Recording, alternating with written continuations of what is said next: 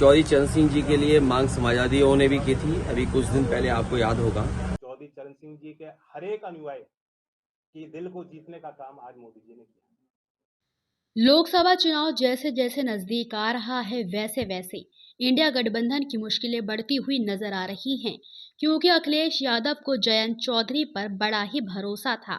लेकिन ऐसी अटकलें सामने आ रही हैं कि जयंत चौधरी एनडीए में शामिल हो सकते हैं, जिसने अखिलेश यादव की मुश्किलों को और भी ज्यादा बढ़ा दिया है।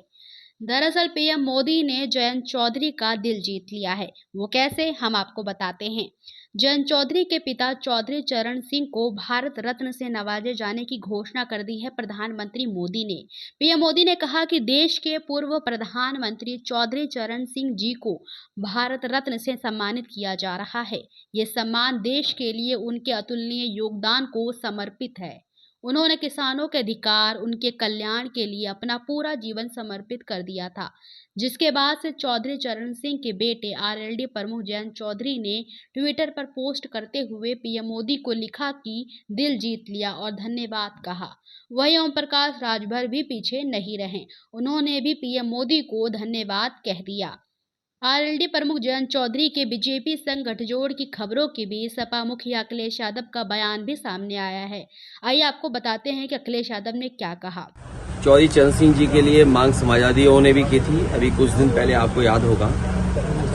और जितने लोगों को भी भारत रत्न मिला है, मैं उनको बहुत बधाई और शुभकामनाएं देता हूँ। सर, जयंत जी से कोई बात हुई है? इधर बात नहीं हुई है, और जो बातें हो रही है वो सब अखबारों में छप रही हैं, तो आप ही के माध्यम से हम लोग जानकारी पा रहे हैं।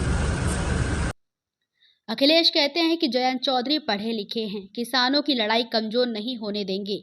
साथ ही बीजेपी पर तंज कसते हुए ये भी कहा कि बीजेपी सभी पार्टियों को तोड़ना जानती है और खरीदना भी।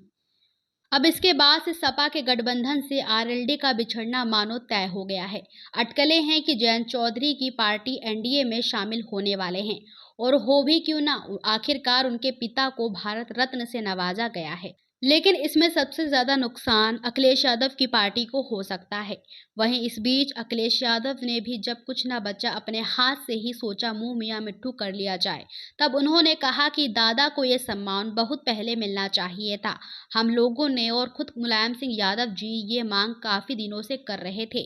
उन्होंने कहा कि मैं सभी किसानों को बधाई देता हूँ। वहीं उड़ती उड़ती ये भी खबर आ रही है कि बीजेपी ने यूपी में आरएलडी को 4 लोकसभा सीटों का ऑफर दिया है। इसके बाद चर्चाएं तेज हो गई हैं कि आरएलडी और समाजवादी पार्टी का गठबंधन टूट सकता है। बीजेपी ने जो 4 सीटें ऑफर की हैं वो भी हम आपको बता देते हैं। वो कौन सी सीटें हैं? कैराना, बागपत, मथुरा, अमरोहा। वहीं समाजवादी पार्टी चाहती थी कि उसके उम्मीदवार मुजफ्फरनगर, कैराना, बिजनौर लोकसभा सीटों पर आरएलडी के सिंबल पर चुनाव लड़े। इसके चलते आरएलडी और सपा गठबंधन में टूट के कारण बनते दिखाई दे रहे हैं। बता दें कि काफी पहले ही जयंत चौधरी और अखिलेश यादव की लखनऊ में मुलाकात के बाद 7 सीटों पर डील हो गई थी। इन 7 सीटों में बागपत, मुजफ्फरनगर, कैराना, मथुरा और हाथरस तो तय है, लेकिन 2 सीटों पर अभी भी नाम को लेकर संशय बना हुआ है।